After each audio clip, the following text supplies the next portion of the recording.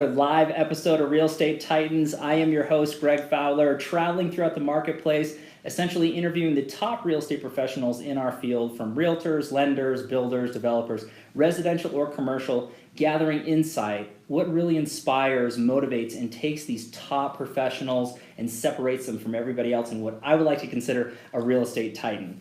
Our very special guest in Real Estate Titan for today is Scott Seaman. Scott, thanks so much for being on the show. Thank you, Greg. Really appreciate you taking the time. So I'm really excited about this one. There's a lot of people who know this guy, he's been around for a little bit, very top professional in that. So just to gather some insight and really to who you are. So kind of going through the series of questions, Scott, and going from there. You bet. So I guess let's kick this off with tell everybody a little bit about yourself.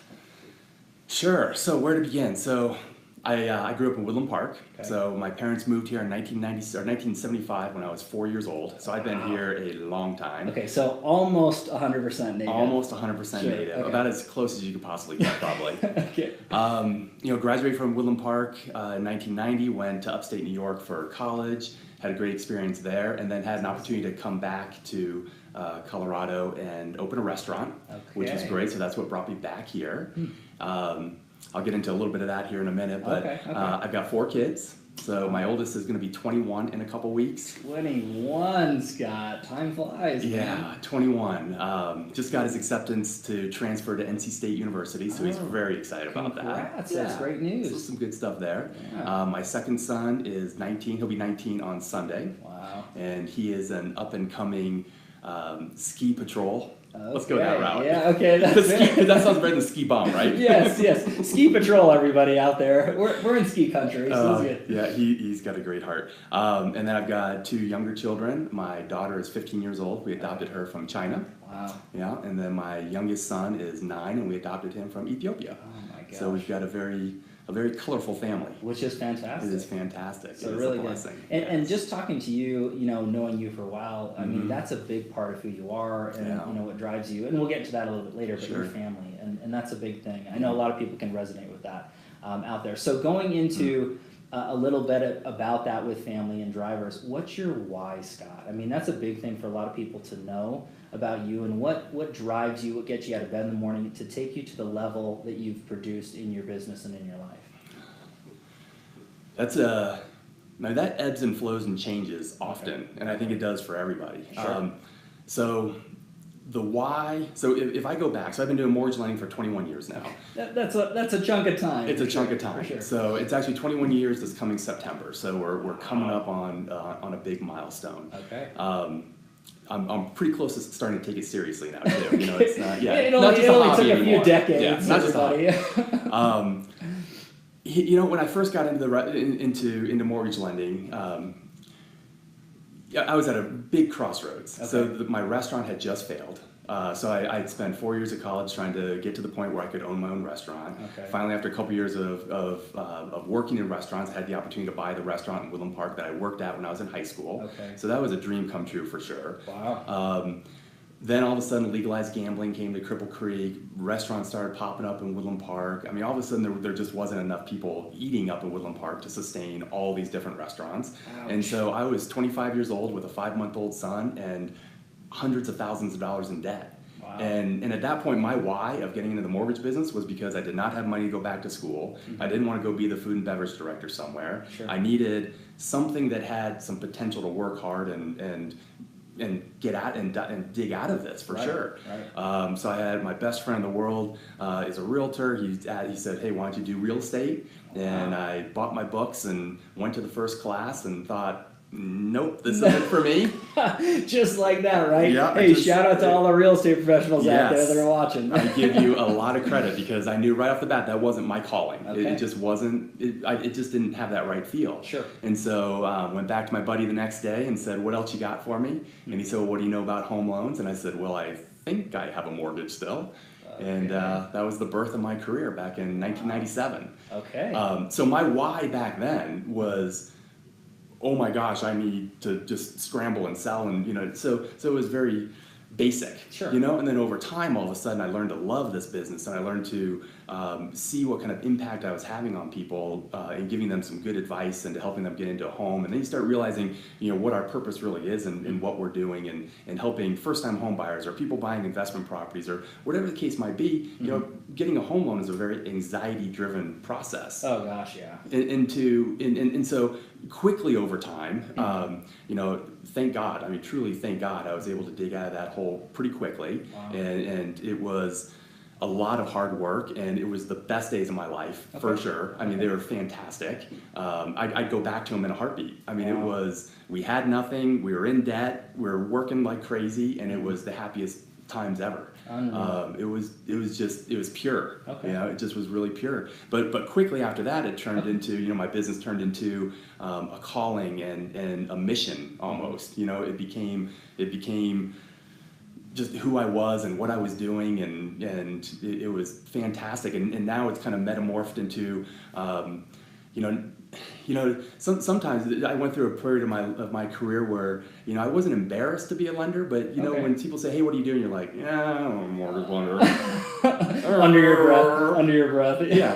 And then I was like, "Oh, I'm a financial planner. Well, I help with financial services." Well, you know, and then it started. Okay. And I was like, you know what? No, I'm not. I'm a mortgage lender. Wow. And so there's a part of my why right now is to show people that this is a good business. It's a good thing that we're doing for people. It's not shady the way everybody wants to make it sound. We weren't the destruction of the financial world in 2008. Not at all. You know, there's a lot of us out here that we really like what we do and like the impact that we have on people. Sure. You know, it's really good. So that's a lot of my why right now. Okay. I think my why with customers right now is communication. I love good communication. Oh, that's huge. I think there's a lack of that in this business, and I think the more we can pull the curtain back and show people what's happening and what we're doing for them and how we're trying to get things done, whether it's a buyer, a real estate agent that I'm working with, a real estate agent who is the listing agent for the sellers. Sure. You know, I communicate with them a ton because we're all in this together. Right. You know, so I think communication's a big part of my why right now. For sure.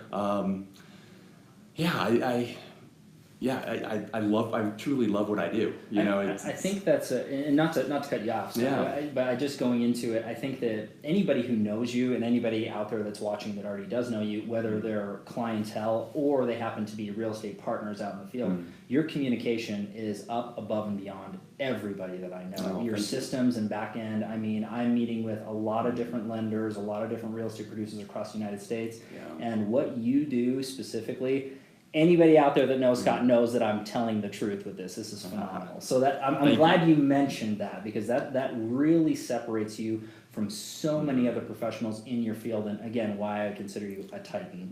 Thank you for that. So, but okay, so with your whys morphed, and I think that's really important to know. And we all change, we all grow, and I think that you're really touching on some notes into there, talking about family and clients. And really elevating your brand, and for everybody else, that experience, the guiding light through this process. So now that's really neat. Now going into, I guess, setting up your business the right way and then taking it to where you've gone now from where you started to now, obviously there's certain systems or things that you added. So for anybody out there that's maybe watching and trying to get a piece or two of advice from the master over here going into that, could you pinpoint one or two things that you had adjusted in your business over time that had taken you from one level up to that level that you're at now? Could you pinpoint something? Sure. You know, I came into this business without, and most of us do come into this business without real estate knowledge or mortgage knowledge, or, you know, we were kind of thrown into this business. Sure. And so we're taking our past experiences and we're overlaying them with this new business that we've just entered. And we can either be very salesy about it, or we can, you know, I came into it very process driven. You know, so I was used to running and operating restaurants, you know, so food comes in the back door and it gets put away, and then somebody preps it, and then somebody orders it, and then we cook it, and then we give it to a waiter or waitress who then takes it out to the table, and then we have this client that's there that doesn't really know what happened to all that food behind, but now they're going to enjoy it and they're going to have an experience. So if you take that analogy, the mortgage industry, a mortgage loan operates the same way. Okay. You know, so we have this mortgage product that goes through this system and this process, and it's for a client who isn't seeing what's going on behind the scenes. And the more we can kind of educate them on what's happening, the happier they are. And so right off the bat, when I got into this industry, I was process driven. So I thought, okay, here's this person calling me, wants a loan. Well, what do I need to do? Well, and I started breaking it down. And what I do from the point that someone comes to me, to the point that they do an application, to the point that they go under contract, to the point that they close, to then how do I communicate with them after they leave the restaurant? Wow. You know, because I want them to come back. Sure. You know, how am I communicating them through that process? And I think the communication comes from nailing down that process and looking at it in that very distinct way. Because with all the technology, all the things that we have at our beck and call right now, the mortgage loan process is exactly the same right now as it was in 1997. Wow. You know? Hopefully everybody heard that, right? It doesn't change that much into it. And you know, we have Quicken with Rocket Mortgage, and I mean, we have all the things, but you know what? There's still a lead. We still have to get an application. We have to pull credit. We have to underwrite it. We have to verify things. We have to get an appraisal. It's the same stuff. Sure. You know, it's the same process. And so I loved going through the process, and that was my thing probably for a good decade. Okay. You know, I mean, I was really trying to hone in that process. Right. It was probably about 6, maybe 7 years ago that I had this almost, we'll call it an epiphany. I don't think it was that big of a thing. Moment, right? But it was a wake up in the morning with a, oh my God kind of moment. I love it. And I had this kind of thought process about how all these communications kind of are an overlay and a perfect analogy of a roller coaster ride.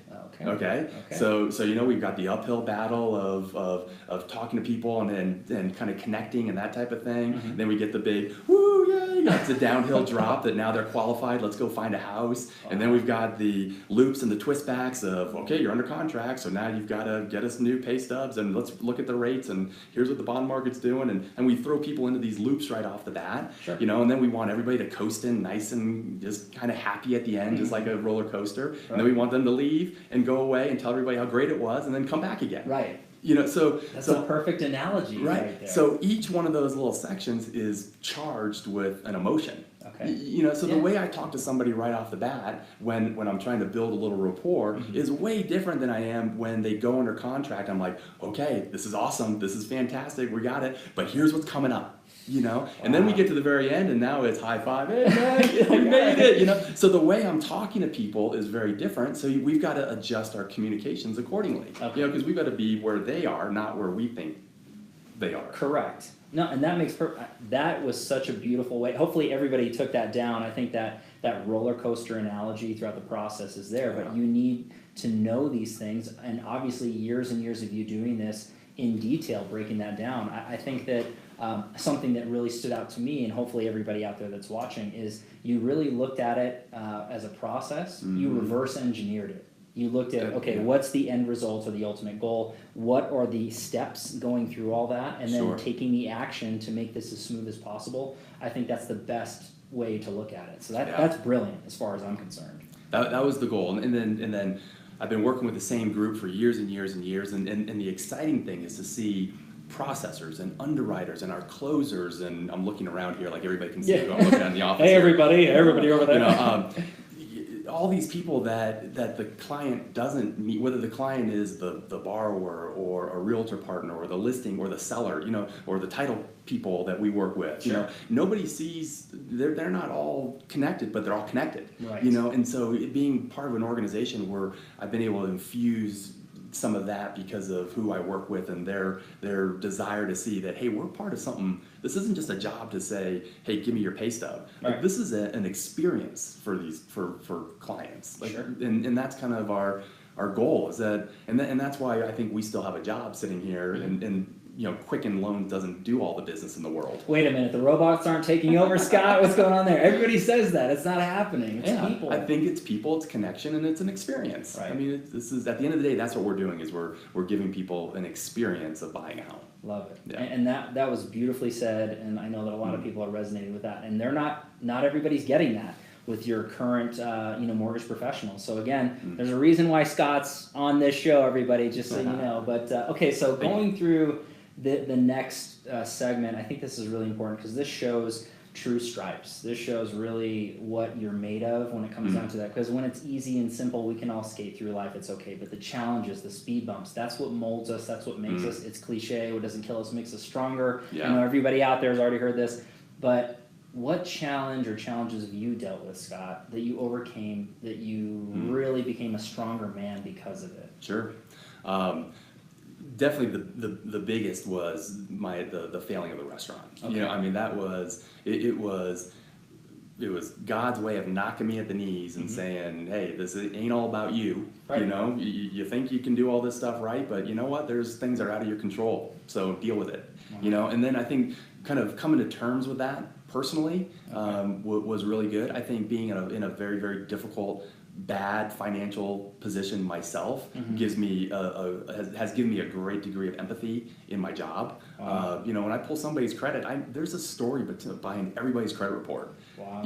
It's very, and I've pulled, so we've closed over 4,000 loans. I've talked to over 9,000 people in my career. Wow. I mean, I can't even, it's literally probably 8,000 or 9,000 credit reports I've looked at. Well, every one is a story. Everybody has a, you know, there's very few times you call someone, hey, I'm seeing a couple lates here, what happened? I just decided not to pay. Okay. I mean, there's a reason. Yeah, sometimes it's I'm young and dumb, Yeah, you know, sure. so yeah, I decided not to pay. But typically there's a story about it. Something was going on, you know, what's happening here, you know, or I could give you example after example after example. Sure. But so I think that helped shape my business, and it helped shape like who I am, because I had to dig out of this hole. Right. You know, I didn't claim bankruptcy. Okay. We dug out of it. I think God blessed me amazingly. I mean, we paid off $131,000 worth of debt in 18 months.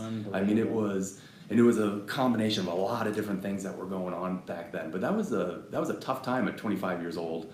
You know, thinking you had the world by the tail, and all of a sudden you figure out you didn't. Yeah, and any age for that matter. I mean, I would agree. age or background, I mean, that's agree. a lot to deal with and a lot to go through. I think that the testament to your character and your determination and who you are as a person, you didn't give up. You kept moving forward. You kept climbing. I think that everybody out there can take a little note from that. We all go through issues. We all have things that we deal with. Some are bigger, some are smaller in the grand scheme, but it's something that you just have to keep fighting, keep pushing forward. You're not the man you are today without going through that. Without a doubt, because during that time you learn that there isn't a second option. You know, there's a lot of people that do things part-time, and they're always going to have part-time results. Sure. You know, at some point you got to be all in. You just got to go for it. And I was forced to be all in, which was okay. It happens for a reason. Yeah, I had no other choice. There was no backup plan. Okay. There was no safety net. It was go for it. I mean, when you're selling and you truly don't care if someone says no, that's a pretty great place to be. I mean, Right. you're no, okay, nice to meet you. I'm going to be around for a while. Here's my card. Who else can I talk to? I mean, it's okay. So, and you learn that you learn that that's all right. It's fine to be like that. And I think that's wise words for everybody to look back on. And anybody who's feeling down in the dumps or with the rejection, just know that, look, you can do it. You can be successful. Keep moving. Keep pushing. So that was an awesome share, Scott. Thanks so much. I know that that's a little bit on the personal side. So hopefully everybody appreciates that. I know I do for sure. Yeah. So, but going into maybe slightly softer questioning here into it, if you could go back in time and give a piece of advice or two to the young version of Scott, right? And that could be any variant. That could be really young all the way to middle-aged, however you want to break it down. Right. What would you say to yourself if you could go back in time for a piece of advice? All right. That's a great question. Luckily, I don't have a lot of regrets. Okay. I don't look back and think I wish I would have too much. Okay, which is great. Yeah, and I try to impart that to my kids and that type of thing, because I think that, you know, live life for, we got to plan for tomorrow, but live today.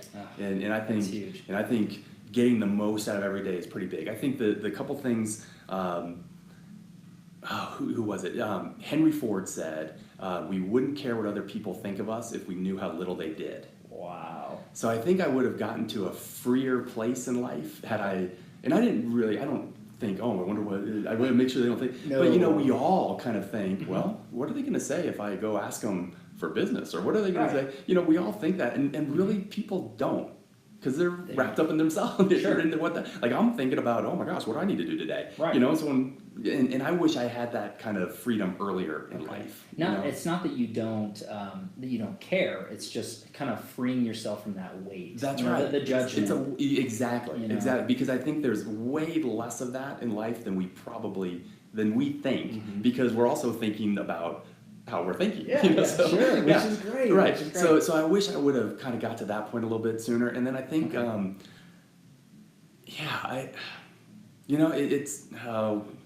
it's Jim Valvano, he's got a couple of my favorite quotes in the world, but his and I was big basketball in high school and college, and so back when he was doing his thing at NC State and winning championships and then going through cancer and his "Don't give up, don't ever give up" speech, and I mean those types of things, I love that kind of stuff. I mean I'm a kicker for emotional charged movies, talks, that kind of thing. I mean, that gets me going. Oh yeah. Yeah. Well, so that's a big one too. Is just keep going. Just whatever it is. And we're touching on business here, but for sure, everybody listening and you and I, we could go through story after story after story about things that we go through. Right. And I think just that whole attitude of keep moving forward. Don't give up. This is our one life. Just go for it. Sure. That's big, and I know that anybody out there watching, I think can totally take that to heart. I know that young Scott would appreciate that. How much you listen to, I don't know. It's hard to tell, but I think that that's great advice for everybody to take. I think moving forward and really not that we're not caring, but really just focus on what really matters to us. And it's not everybody's judgment walking into, I hope they like me. I hope we get along. Look, if they don't like your brand, if they don't like your message, that's okay. It is okay. We don't have to work with everybody. We don't all have to get along as long as we show mutual respect and really try to do the right thing. I think this world will be a much better place. So, but going into what you kind of touched on as far as motivation, things like that, because this is a big thing, feeding your mind. I mean, I know that you're an athlete as well when it comes to that, so you understand the physical aspect, but then into the mental world. Sure. What are you feeding your mind, Scott? So, I mean, what books are you reading? What podcasts are you listening to? Maybe influencers on social media you're following to really get you charged. On social media, my favorite is Brendan Bouchard. Okay. So he is one of my all-time favorites, and I was introduced to him by some colleagues, probably 6-7 years ago or so, and I eat up a lot of his stuff. He talks on a lot of different topics, mostly high performance, getting the most out of life, just and balance. I mean, he's really, really big on balance, and I'm huge on balance too. Right. Everything's got to merge together. And I'm huge on that. So you've taken a lot away from that particular. Oh yeah, I like a lot of what he says. Probably one of my favorite books, and actually the book was a tough read. His podcast was fantastic, but it's Simon Sinek and his whole thing about it starts with why. Oh yeah, I'm a huge Simon fan. Yeah, and I love his podcast for sure. His TED Talk about why was fantastic. The book is a heavy read. But I would agree with that. It's heavy. It's read a couple pages, put it down for a week, and then come back to it. But good book. Holy cow! So that was a good one. Earlier this year, I picked up The Millionaire Next Door. Oh, okay. What'd you think? Yeah, and it's like the third time I've read it. Okay. It's fantastic, of course. But that's a great. Okay, let's get back to basics here kind of book. Sure. And then for spring break, we just went to Disney World. So I picked up the Disney Experience. So it's called the Disney Experience. The 5 keys to customer service and relationships. Perfect. Beautiful. Yeah. So I've just started it. I'm barely have cracked the spine. But real excited to read that one too. So I've got bookshelves and stuff. I love that kind of thing. And that's huge. I mean, you getting it however you can, if it's podcasts or reading or taking the time. I think that's big. So everybody out there, I'm definitely going to have these in the comments and description below so that you can, kind of feed your mind with what Scott's feeding his mind with. I think that's really good because the top producers, top professionals in any market, I mean, learners or earners, you're constantly reading and growing. So I think that's a big thing on top of that. So, all right, Scott, this has been amazing, chock full of great content. So hopefully everybody's loving this, but we got one more question for you and then we'll wrap it up. Okay. So when it comes down to it, if you could sum up your brand, yourself as an individual, what's your mantra or what quote do you live by that really does that? Boy, there's a couple there too. Okay. It could be several. Nope, I'm gonna go with one. So I'm gonna go back to Jim Valvano. Okay. So you familiar with Jim Valvano? I am. He probably died before your time. No, that's all right. That's all right. Younger? I still go back. He's He's fantastic. So one of his quote when he did the ESPN ESPY Awards and he said if you live, if you laugh, if you cry, that's a great day. That's a heck of a day. If you do that 7 days in a row, you've got something special. Wow, that's huge. And I remember when he first said that, because I remember watching that. I think I was, probably junior in high school or maybe a sophomore in high school. And I remember it just hit me. Yeah. And it's just one of those kind of things that you kind of go back to every once in a while, but it just encompasses everything. Right. I mean, if we did life that way, forget about whether, I'm doing mortgage that way or I'm doing parenting that way or relationship. I mean, if I'm doing everything that way, that is something special. Like if your day is filled with thinking and laughing and loving and crying and you can pack that in, that is one heck of a day. That's a beautiful life. It is. I mean, if you can really go through that. So that's that'll definitely be put in the comments below. So Scott, I just want to thank you so much for taking the time. I know you're a super busy guy, and I just really appreciate it. Hopefully everybody appreciates it as well. I want to officially say you are a real estate titan, my friend. So thanks so much again for being on the show. So everybody, thanks again so much for your time and attention. Again, every Tuesday and Friday afternoon, traveling throughout town, meeting another titan, exploring what makes them and drives them to the highest of highs. So thanks again for your time and attention, and we'll catch you on the next one. Take care. Thank you. Okay.